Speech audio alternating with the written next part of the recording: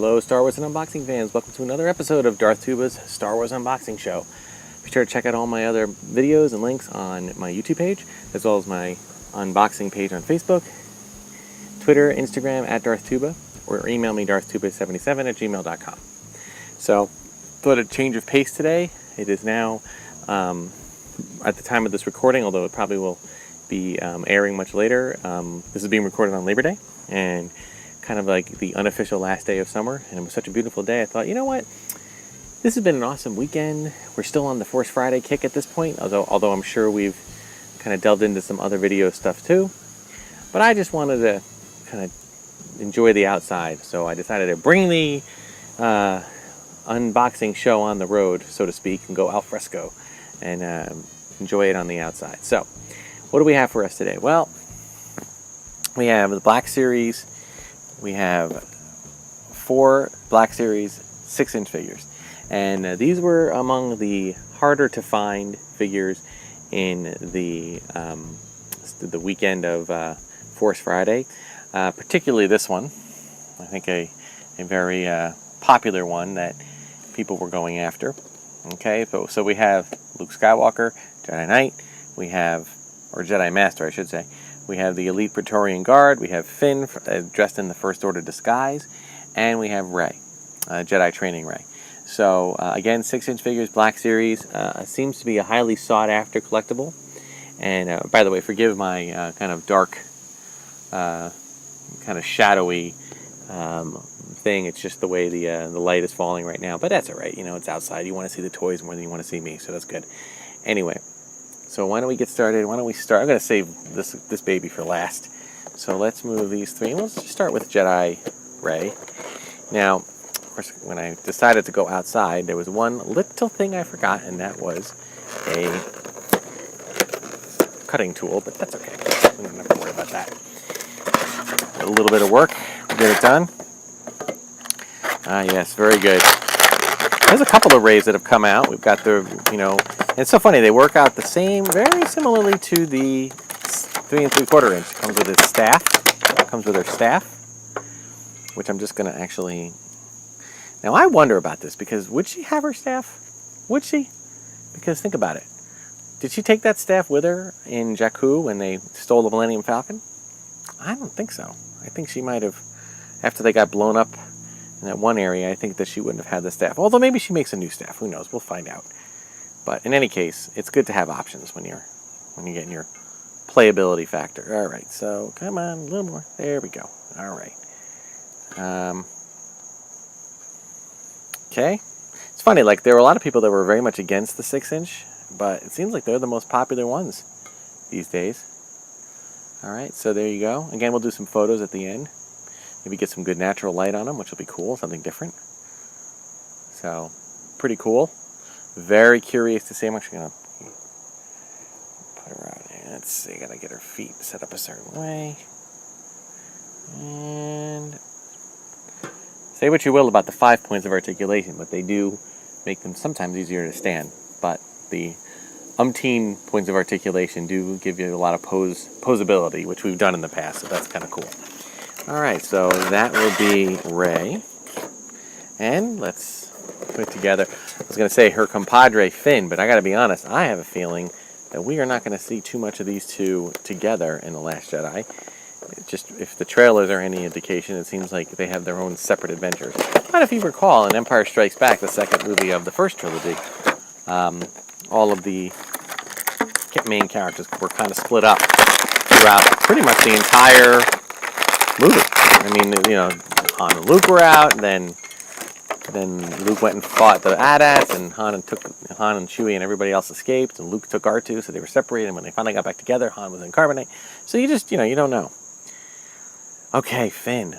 Now, what if does this hat come off? Yeah, the hat does come off, but it stays on in a very nice way. I like that. Sometimes you put, like, action figures put on hats, and they don't really look right. So it's kind of weird. Now, this is something I am very curious about. Is Finn going to be handling one of these weapons, like traitor weapons? Be really cool if he did. I'm going to actually run it up like this. But we shall see. Time will tell. Really cool, a nice throwback to the original Imperial officer uniform. Okay, a little different. It's got a little bit more kind of definition to it, especially on the shoulders. But you still got those military type boots, the hitched up pants, and again, it just has a little more angularness, whatever, to the figure or to the costume. So that's pretty cool. All right, let's move on to the Elite Praetorian Guard. I kind of like doing this outside. We might do more of these, just because, for one thing, where I live is a different climate state. Okay, we have our winters, and when we have our winters, we are not outside very much, aside from maybe playing in the snow. So it's nice to take advantage of the good weather. Now, what's interesting is that in previous episode I opened up the 3 3/4 inch Elite Praetorian Guard 2-pack with Rey, and it seemed to have a different type of spear. I'm not sure if that was something, if they have different types, or if it's just a design idea. I love these. It has kind of like, not a cloth cape. It's more of a soft leathery, or vinylish kind of cape. A little thicker than the vinyl that the vintage figures were in. Its helmet does not come off or anything, but it's got some really cool the armor pieces on the side here, the back, and just kind of a really cool look to it. I hope that we get to see these guys in at least some action. That would be really neat. Alright, let's get him. Sorry that unfortunately my angular nature here of the way things are set up, you're not going to get, okay, Mr. Praetorian, why are you being difficult? One nice thing about the, I guess, ankle joints, is that it allows you to bring the figure forward. There you go, so you get a standing kind of thing. They all have feet. You saw them. There's no special effects here. It's just that the angle of the camera is not enough for me to be able to do that. So I'm so excited. Okay, now in the past few episodes, you've seen me open up a Luke Jedi Master 3 3/4 inch, a Luke Jedi Master Elite Series, a Luke Jedi Master Hot Wheels car, and now the Luke Jedi Master Black Series 6-inch. Now, I'm not saying that I'm, a fan or anything. Yes, I am a big fan. I love Luke Skywalker. I love that character. I gotta say this, though. There are a lot of people talking on the internet, which is what people do, and I get that, about how they're not liking that he's all grumpy and he's all like, whatever. And I'm like, guys, first of all, watch the movie first. Oh, wait, we can't because it's not out yet. So you got to wait and see the movie before you make a judgment. Now, some people are more like, well, I'm afraid he's going to be grumpy. I'm like, well, let's track what we know from the movies of Luke Skywalker. And I've mentioned this before. We have farm boy, whiny Luke, right? Who is kind of like the idealistic young boy or girl in, any of us, right? Wanting more than what they have, thinking there's something better outside of the farm, only to be thrust into this amazing adventure where some of it is very tragic for him and some of it is very triumphant. And then the next movie, everything goes to where. He gets beat up by a Wampa. He gets beat up by, emotionally and mentally by his Jedi Master, Yoda. He gets beat up emotionally and physically by his arch enemy, Darth Vader, only to find out that man is his father. Okay? Loses his hand. Okay? Loses his friend, who's now in the clutches of the vile gangster Jabba the Hutt. The guy has grown up a lot in just 2 movies. And let's remember what happened in the 3rd movie. What's the first thing Luke did? What's the first thing Luke Skywalker did when we saw Luke, aside from the hologram where he was greeted Exalted One? He already looked different. He already seemed calmer. He already seemed different from that one hologram. And it gives up the droids. You don't know what the story is about that, but that's a pretty weird action for someone like that. But when we see him in the flesh for the first time, what does he do? He chokes the pig guards. And the only choking we've ever seen was with Vader choking his Imperial officers. So he comes in all dressed in black, and the first thing you see is him choking the guards. This is a character that when we first watched Return of the Jedi for the first time, if you didn't look at any storybooks or anything else, you had no idea where this guy was going. You had no idea what he was thinking. It was only until after, he started speaking to Jabba and presenting his case, that you realized, okay, he's still on the side of good. He's trying to rescue his buddy Han Solo. But the whole rest of the movie, think about what Luke is like. He's kind of not whiny, but he's more serious. He's more, I'm endangering the mission. I shouldn't have come. He's more like trying to find out, is Darth Vader his father? And when he does, he's like, I can't kill my father. I mean, it becomes serious. It becomes the weight of the galaxy on his shoulders. And I think that is going to do something to you. All right? I mean, I've never had that happen. I hope I never do. But if that happened, and then from what we know that we didn't get to see, just was told by Han in The Force Awakens, he tries to start a new Jedi Academy, and one of his prized pupils, who happens to be his best friend's son and his sister's son, his own nephew, wipes everybody out. What do you think that does to a person? I mean, there's got to be story. There's got to be something that goes along. So I'm very excited and interested to see how Luke Skywalker is in this movie, and I'm willing to accept anything, any kind of persona, as long as there's ample explanation. Doesn't have to be every single little nitpicky thing, but as long as there's enough story-driven elements to drive it. So I'm good with that. So here we have Luke Skywalker. Oh, and his cape is separate. Oh, so much easier than the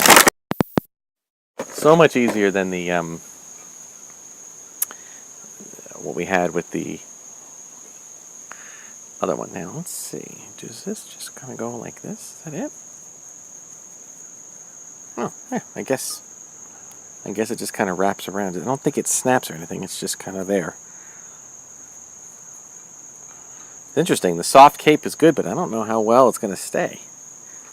You might have to keep it on it. You might have to keep the hood on him if you want to have that, because this is not like a Jedi robe. This is a full-out cloak. Luke likes to do cloaks. He doesn't like to do robes, I guess. Maybe you figured, well, that's Ben's shtick. I don't want to do cloak. So let's put him right. All right, Luke. Come on. Come on. All right, cool. So, Jedi Master, Luke Skywalker. I hope that is not a foreshadowing. Well, people ask me that. They go, oh, wouldn't it be terrible? I said, well, look, first of all, keep in mind that with Luke, if something were to happen to Luke, I would imagine that, there is the possibility that he could come back as a Force ghost. And if that does indeed happen, I think that would be a unique storytelling element for Rey. So, not that I want to see Luke become one with the Force. All right, that was just the wind. I'm just saying. I'll hold him like this until we get a little bit. Come on. Come on. Stay. Don't die. Don't die. Or at least if you're going to become one with the Force, be a Force ghost so we can see you. So anyway, I'm not 100% sure what to expect from this movie, and that is how I like it, okay? The thing is, I was talking to my wife about this, the release of toys is awesome. It's fantastic. It's exciting. But it poses an issue, a question, if you will. And that is, can you derive story elements from the toys? Well, what can we derive from this? Well, we can derive that Luke is in the movie. We got that from the trailer too. We can derive that Rey, since it says Rey Jedi training, is being trained for something. Maybe it's not a Jedi, maybe it's something else, but there is training going on. We also saw that from the trailer. We are seeing in this figure of Finn that he's going undercover. Now, of course, it's possible that Hasbro releases a figure based on nothing more than conjecture, but that doesn't usually happen prior to the movie coming out. That usually is something that happens kind of in between movies. All right, so I'm guessing not.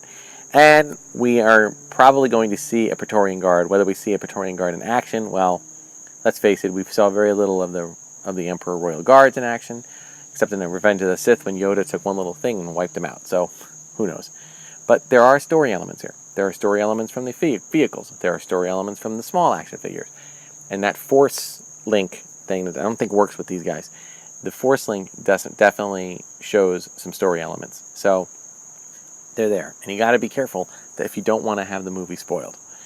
But if you don't mind having pieces of it out of order and difficult to maintain, and if you're the kind of person like me who gets distracted easily, what I mean by that is, jobs and other commitments in life kind of make me forget about this from time to time. And only after I see the movie a second or even a third time do I start to remember, oh yeah, I remember seeing this about Luke or seeing this about Finn, and from the toy or from the Force Link or from the vehicles. Only then do I put it together. That's me. Some people are almost putting it to photographic memory and taking every single moment in the movie or every single moment of the toy and breaking it down, or they're reading comics, or they're listening to soundtrack albums, which thankfully these days are not being released until the movie comes out, which I think is smart. So do yourself a favor. If you want no spoilers, then you might want to avoid the toys for a while. You can buy them, but just put them aside and give them to yourself for the holidays, and open them up at Christmas morning or at Hanukkah for each night, or whatever you want to do. Or if you don't mind with having some spoilers, you can do it. You can do it that way as well. So I enjoy this. I will forget a lot of the story elements just by watching this. But overall, figures, as always, the 6-inch, they do a fantastic job. They do an amazing job with detail and sculpts. The 3D imaging that they do makes it so much cleaner. When the paint apps work, I've heard that there was a few mishaps with Luke, but mine turned out okay. So I'm happy about it. So that will do it for this alfresco outdoor episode of Star Wars The Force Awakens. Be warned, we might do one or two more of these before the weather breaks and gets too cold. I kind of like it. It's kind of fun. So I hope you enjoyed it, and check out all my other videos and all my other Facebook page, Twitter, Instagram, at Darth Tuba, and email me darthtuba77@gmail.com, and we'll see you next time. Until then, may the Force be with you.